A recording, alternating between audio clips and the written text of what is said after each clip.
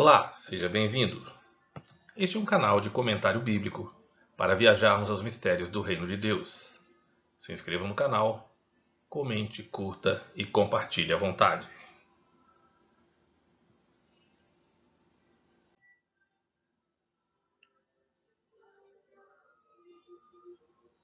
Os capítulos 2 e 3 do livro de Apocalipse contêm as 7 cartas que Jesus enviou às 7 igrejas da província romana da Ásia Menor, localizada na atual Turquia. Neste vídeo, veremos o capítulo 2. 7 na Bíblia é o número da perfeição e da completude, da plenitude espiritual. Deus utiliza o número 7 nas Escrituras para marcar suas obras. O número 7 aparece desde o primeiro capítulo do Gênesis, nos 7 dias da semana da criação, e depois em toda a Escritura. No Apocalipse, o número 7 é superabundante. 7 igrejas, 7 estrelas, 7 selos, 7 trombetas, 7 trovões, 7 taças, 7 olhos. Assim, as 7 igrejas representam a plenitude da Igreja de Jesus no tempo e no espaço, tanto a igreja local quanto a igreja universal. Ter em mente que o Apocalipse foi escrito para a igreja é uma chave importante para a compreensão de toda a revelação de Jesus Cristo. Vários capítulos do Apocalipse são de grande abrangência. É assim com os capítulos 2 e 3. Essas 7 igrejas representam a igreja inteira ao longo de todo o tempo decorrido, desde os apóstolos até a volta de Jesus. Ou seja, além da aplicação imediata a cada igreja local da época, há também uma correspondência profética entre as 7 igrejas do Apocalipse e os períodos da história da igreja. No capítulo 2 do livro de Apocalipse, temos as igrejas de Éfeso, Esmirna, Pérgamo e Tiatira. E no capítulo 3, veremos as igrejas de Sardes, Filadélfia e Laodiceia. É importante ter em mente que o livro do Apocalipse foi escrito para a igreja em um tempo de grande perseguição, visando não só revelar o triunfo de Cristo e sua igreja na consumação dos séculos, mas também ensinar, consolar, confortar, animar e fortalecer a igreja, não só naquele momento, que era um dos seus períodos de maior perseguição, mas também em todos os tempos e em todos os lugares. Quem tem ouvidos, ouça o que o Espírito diz às igrejas. O Apocalipse capítulo 2 começa dizendo: Ao anjo da igreja em Éfeso, escreve: Isto diz aquele que tem na sua destra as 7 estrelas que anda no meio dos 7 castiçais de ouro. Conheço as tuas obras, e o teu trabalho, e a tua perseverança. Sei que não podes suportar os maus, e que puseste à prova os que se dizem apóstolos e não o são, e os achaste mentirosos. E tens perseverança, e por amor do meu nome sofreste, e não desfaleceste. A igreja de Éfeso, a cidade de Éfeso, era a maior cidade da Ásia. Era a segunda no Império Romano. Tinha mais de 300 mil habitantes. Era uma importante cidade portuária. Não era a capital da província, mas era a cidade mais importante. Era um grande centro religioso, político e econômico. O registro principal do Evangelho em Éfeso está no livro de Atos, nos capítulos 18, 19 e 20. Paulo ficou 3 anos na cidade. As 7 cartas são palavras do próprio Senhor Jesus à igreja e terminam sempre com o refrão: quem tem ouvidos, ouça o que o Espírito diz às igrejas. Profeticamente, Éfeso corresponde à igreja apostólica, ou seja, a igreja do século I, a igreja primitiva. É possível estabelecer uma correspondência com a abertura dos 7 selos. Neste caso, a igreja de Éfeso é a igreja do cavalo branco, com sua mensagem cujo cavaleiro saiu vencendo e para vencer, e tendo um arco na mão, ou seja, o evangelho genuíno, pregado por Jesus, seus apóstolos e a igreja primitiva, que rapidamente alcançou o mundo inteiro. A igreja de Éfeso, Jesus se apresenta como aquele que tem na sua destra as 7 estrelas e que anda no meio dos 7 castiçais de ouro. Como essa igreja corresponde à igreja inicial, à primeira igreja, à igreja primitiva, Jesus se apresenta como aquele que tem nas suas mãos o ministério todo, os seus apóstolos, profetas, mestres, pastores e evangelistas, bem como aquele que está no meio da sua igreja. Eis que estarei convosco todos os dias, até a consumação dos séculos. A igreja de Éfeso é elogiada porque tem grande paciência, sofreu pelo nome do Senhor Jesus, trabalhou pelo seu nome e não se cansou. E também odiava as obras dos nicolaítas. Os nicolaítas, Nicolau significa o dominador do povo. Provavelmente eram pessoas que estavam tentando dominar a igreja, até porque a igreja de Éfeso, Jesus disse que ela tinha colocado à prova aqueles que diziam ser apóstolos e não eram, e os achastes mentirosos, diz o texto.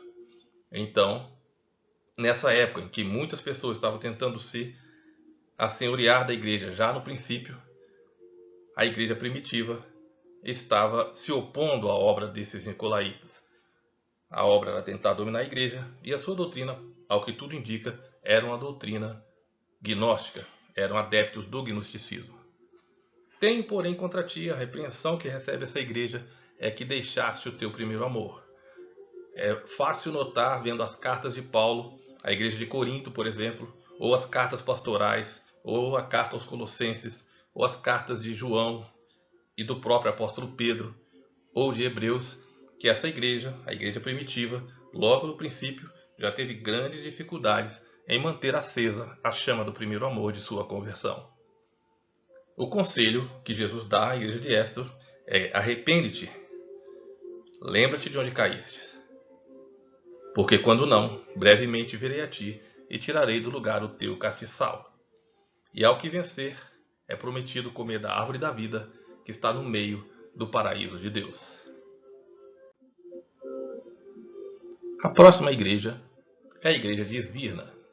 O texto diz: ao anjo da igreja em Esmirna escreve: isto diz o primeiro e o último, que foi morto e reviveu. Conheço a tua tribulação e a tua pobreza, mas tu és rico, e as blasfêmias dos que se dizem ser judeus, e não são, porém são a sinagoga de Satanás. Não temas o que hás de padecer. Eis que o diabo está para lançar alguns de vós na prisão, para que sejais provados, e tereis uma tribulação de 10 dias. Ser fiel até a morte, e dar-te-ei a coroa da vida. Quem tem ouvidos, ouça o que o Espírito diz às igrejas. O que vencer, de modo algum sofrerá o dano da segunda morte. A cidade de Esmirna, durante o domínio romano, era um centro de idolatria oficial. Tinha um templo para adoração da cidade de Roma e foi local do templo ao imperador Tibério. Na época do Novo Testamento, Esmirna provavelmente tinha uma população de aproximadamente 100 mil habitantes. Tinha um excelente porto e era uma cidade muito próspera. O único registro sobre Esmirna no Novo Testamento é o do Apocalipse. Durante o ministério de Paulo em Éfeso, toda a região ouviu o evangelho, inclusive a cidade de Esmirna. Quanto à correspondência profética, Esmirna representa a igreja que vai do ano 100 ao 313 d.C. Também do ponto de vista da correspondência temporal profética, a igreja de Esmirna é a igreja do cavalo vermelho, com sua mensagem entregue sob intenso sofrimento, resistindo até o sangue, sendo fiel até a morte. É o evangelho genuíno, selado com o sangue dos mártires. A chamada Era dos Mártires engloba profeticamente as duas primeiras igrejas, a igreja de Éfeso e a igreja de Esmirna. A igreja de Esmirna, Jesus se apresenta como o primeiro e o último, que foi morto e reviveu. Essa é uma igreja que de grande tribulação, diz o Senhor: conheço a tua tribulação e a tua pobreza. E diz ainda o texto: tereis uma tribulação de 10 dias. No Apocalipse, que está tomando como referência principalmente o livro de Daniel, cada dia corresponde a um ano. Cada dia corresponde profeticamente a um ano. Isso significa que essa igreja, a igreja representada pela igreja de Esmirna, a igreja que vai do século I até o ano 313, teria uma tribulação de 10 anos, o pior período de perseguição da igreja sobre o imperador Diocleciano, que vai do ano 303 até o ano 313, quando Constantino se torna imperador de Roma. E aí o Senhor promete a ela ser fiel até a morte e dar-te-ei a coroa da vida. Como essa é uma igreja que vai ter que lutar sendo fiel até a morte e morrer por causa do Evangelho, o Senhor promete ao que vencer que de modo algum sofrerá o dano da segunda morte. Essa igreja de Esmirna é uma igreja que não recebe nenhuma repreensão. Apenas duas igrejas não recebem repreensão alguma: a igreja de Esmirna e a igreja de Filadélfia. O Senhor diz: eu conheço as tuas obras, e tribulação, e pobreza, mas tu és rico, ao contrário da igreja de Laodiceia, que dizia: rico sou, e era pobre, miserável, cego e nu. E também ao contrário da igreja de Laodiceia, que é a única igreja que não recebe nenhum elogio, a igreja de Esmirna é uma igreja que não recebe nenhuma repreensão. Nada temas dos que hás de padecer, diz o Senhor à igreja de Esmirna, e ser fiel até a morte, e dar-te-ei a coroa da vida, e ao vencedor, aquele que vencer, não receberá o dano da segunda morte.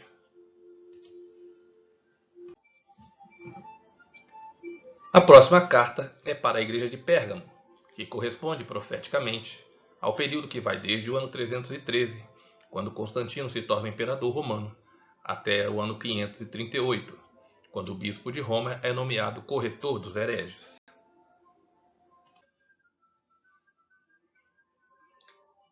Pérgamo, durante mais de 200 anos, foi a capital da província romana da Ásia, e antes disso era a capital do reino de Pérgamo, até que seu rei, Átalo III, submeteu-se ao Império Romano.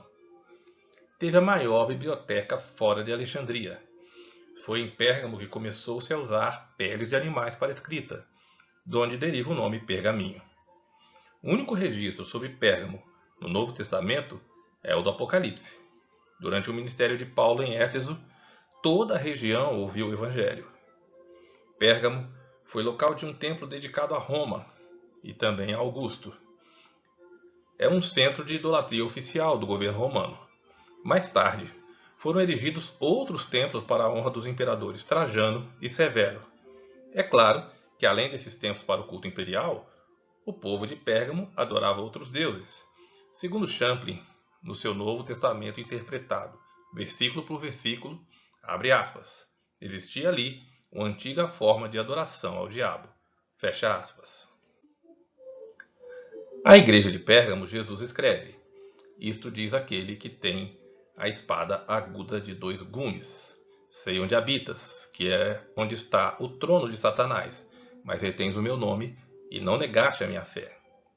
Mesmo nos dias de Antipas, minha fiel testemunha, o qual foi morto entre vós, onde Satanás habita. Trono de Satanás faz referência ao culto babilônico que existia na cidade de Pérgamo, um culto a Mitra, uma vez que os sacerdotes de Mitra tinham tido um problema com os persas séculos antes e haviam se mudado com seu culto para a cidade de Pérgamo. E além disso, o culto à besta romana, ao Império Romano. Tanto é que o título de Pontifex Maximus foi legado ao imperador romano por Átalo III, rei de Pérgamo, quando esse se submeteu ao Império Romano. Havia um outro problema na igreja de Pérgamo, que era a doutrina de Balaão, que corresponde à idolatria. E além disso, os nicolaítas. A doutrina dos nicolaítas, provavelmente uma forma de gnosticismo. O gnosticismo envolvia ocultismo, salvação através do conhecimento, negação da expiação em Cristo Jesus e justificação pelas obras. Ou seja, profeticamente também começa nesse período que corresponde à igreja de Pérgamo, ao qual a igreja de Pérgamo corresponde profeticamente, começa a apostasia. A igreja é tornada legal, é protegida, elevada, por assim dizer. Pérgamo significa elevação. E, por fim, é a igreja casada com o Estado. Essa é a igreja do cavalo preto. Começa a haver fome da palavra, começa a escassear a genuína palavra de Deus, por isso é prometido ao vencedor comer do maná escondido. Além disso, é prometido uma pedrinha branca e um novo nome. E o texto da promessa diz: eu lhe darei. Quem tem ouvidos, ouça o que o Espírito diz às igrejas. Ao que vencer, darei do maná escondido, e lhe darei uma pedra branca. Ou seja, tanto a justificação como a salvação, essa nova criação, o novo nome, são gratuitas. Lhe darei uma pedra branca e darei do maná escondido. É um presente, é uma graça de Deus. Não é merecido, não é feito pelo gnosticismo, por merecimento próprio. Então, a igreja de Pérgamo, Jesus se apresenta como aquele que tem a espada aguda de 2 gumes. E é uma igreja que já tem problemas de apostasia com a palavra, por isso Jesus se apresenta como aquele que vai batalhar com a palavra de sua boca. Tem problemas os que seguem a doutrina de Balaão. Balaão ensinava Balaque a lançar tropeços diante do povo de Israel através da idolatria. E tinham também aqueles que seguiam a doutrina dos nicolaítas. Mas a igreja recebe o elogio de reter o nome do Senhor e não negar a fé. Ao que vencer, darei eu a comer do maná escondido, e dar-lhe-ei uma pedra branca, e na pedra um novo nome escrito. A próxima carta é para a igreja de Tiatira, que corresponde profeticamente ao período que vai desde o ano 538 até o século XVI, quando começa a reforma em 1517. Também corresponde profeticamente à abertura do 4º selo, o selo do cavalo amarelo, chamado Morte, e seguido pelo Hades. Tiatira estava situada no caminho entre Pérgamo e Sardes. Lídia, a primeira pessoa convertida por Paulo na Europa, na cidade de Filipos, era de Tiatira. Atos 16, versículo 14. A cidade era conhecida pela produção de púrpura, além de roupas, cerâmica, bronze, etc. Havia grupos organizados de artesãos e profissionais focados em elementos religiosos pagãos. Além de Atos 16, não temos mais nenhuma outra citação bíblica sobre a cidade de Tiatira, além desta carta à igreja do Apocalipse. Assim como nos tempos de Acabe, um culto de idolatria foi introduzido no meio do povo de Deus. Por isso, a mulher do verso 20 é chamada de Jezabel. Jezabel era uma princesa fenícia que se casou com o rei Acabe e formalizou com grande aparato o culto a Baal e a Ashera em Israel. Deus levantou Elias naqueles dias para profetizar contra a idolatria. E Elias orou para que não chovesse, e por 3 anos e meio, ou seja, 1260 dias, não choveu sobre a terra, havendo grande fome e escassez. Com a igreja de Tiatira, começa esse período dos 1260 dias, cada dia correspondendo a um ano, várias vezes referido no Apocalipse. Desse modo, os 1260 anos vão de 538 até 1798 e englobam o período de 2 igrejas, a Igreja da Idade Média e a Igreja da Reforma, ou seja, Tiatira e Sardes.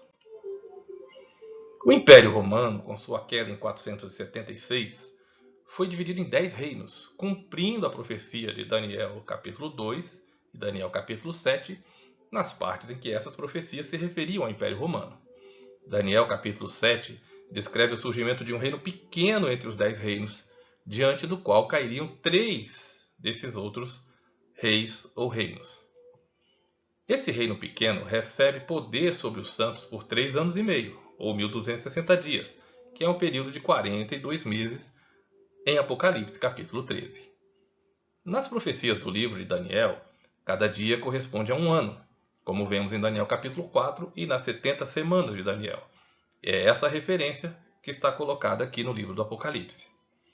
A queda do Império Romano e sua divisão em 10 reinos é a origem do que hoje chamamos Europa.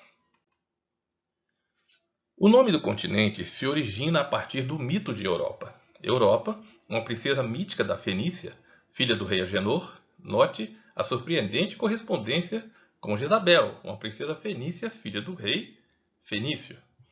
Ela foi raptada, Europa foi raptada e levada para a ilha de Creta pelo deus grego Zeus, que, tendo se apaixonado pela sua beleza, lhe apareceu sob a forma de um touro branco, esplendidamente belo e manso, sobre o qual ela montou. O nome de Europa tem sido associado a este mito desde a antiguidade até os nossos dias. A igreja que tolera Jezabel com suas prostituições, apostasia e idolatria é exatamente Tiatira, que profeticamente corresponde à igreja da Idade Média. Também por causa dessa história do mito, o símbolo da Europa, até hoje, é uma mulher montada em uma besta. Vimos que Pérgamo, a igreja casada com o Estado, a igreja que vimos anteriormente, começa a apostatar, vai de 313 a 538 d.C. No ano 534, ocorre a queda do terceiro reino, os ostrogodos, e em 538, Justiniano nomeia o bispo de Roma corretor dos hereges, cumprindo a profecia do chifre pequeno do livro de Daniel. Depois disso, a mulher que fugira para o deserto no Apocalipse 12 monta na besta e aparece já assim voltando do deserto montada na besta, no capítulo 17 do livro de Apocalipse. Mulher no Apocalipse é um símbolo do relacionamento com Deus. Em fidelidade, como ela aparece no capítulo 12, ou em infidelidade, prostituição, que significa idolatria ou apostasia, como aparece no capítulo 17. Na Idade Média, o Império Romano tornou-se o Sacro Império Romano Germânico, ou seja, continuou romano. Esse poder, originado politicamente, dura 1260 anos, ou seja, tem que ir até 1798. O que acontece em 1798 para cumprir a profecia? O exército de Napoleão entra na cidade de Roma e depõe o bispo de Roma. Assim, uma das cabeças da besta recebe uma ferida mortal com a queda da versão dividida do Império Romano no ano de 1798. Para saber mais sobre isso, assista o vídeo do capítulo 13 do Apocalipse. Então, a igreja de Tiatira, o Filho de Deus se apresenta como aquele que tem os olhos como chama de fogo e os pés semelhante ao latão reluzente. Ao bronze, tanto em referência ao bronze fabricado em Tiatira, como em referência ao altar de bronze, porque a redenção e a expiação acontecia com o sacrifício no altar de bronze. O bronze no tabernáculo e no templo estão relacionados com a expiação. Recebe a repreensão de tolerar Jezabel, a profetisa que ensina os servos de Deus a idolatria. É uma igreja cujo conselho é que fizesse com que houvesse arrependimento, mas caso Jezabel e seus seguidores e seus filhos não se arrependessem, iriam enfrentar o Senhor dos Exércitos. E diz: ferirei de morte os seus filhos e também os seus amantes. É importante você notar a relação com os filhos de Acabe e Jezabel, os quais todos foram mortos à espada, enfrentando o juízo que Deus trouxe sobre a casa de Acabe e Jezabel. Mas essa igreja também recebe um elogio. Apesar de toda a dificuldade da igreja da Idade Média, o Senhor diz que conheço as tuas obras, o teu amor, o teu serviço, a tua fé, a tua paciência, e que as tuas obras são mais do que as primeiras. Deus sempre tem um remanescente fiel, independente de qual período e qual lugar a igreja esteja. Mas o que tendes, diz o Senhor, retende-o até que eu venha. É a primeira igreja que recebe uma referência a respeito da volta de Jesus, porque estamos nos aproximando das últimas igrejas, dos últimos dias e da volta do Senhor Jesus. Ao que vencer, diz a palavra do Senhor, lhe darei poder sobre as nações e dar-lhe-ei a estrela da manhã. O capítulo 2 termina com o refrão que consta de todas as 7 cartas, nos lembrando a necessidade de dar ouvidos, de levar a sério a mensagem do próprio Senhor Jesus à sua igreja. Quem tem ouvidos, ouça o que o Espírito diz às igrejas. Obrigado por assistir ao vídeo, se inscreva no canal, comente, curta e compartilhe. E até o próximo vídeo, se Deus quiser.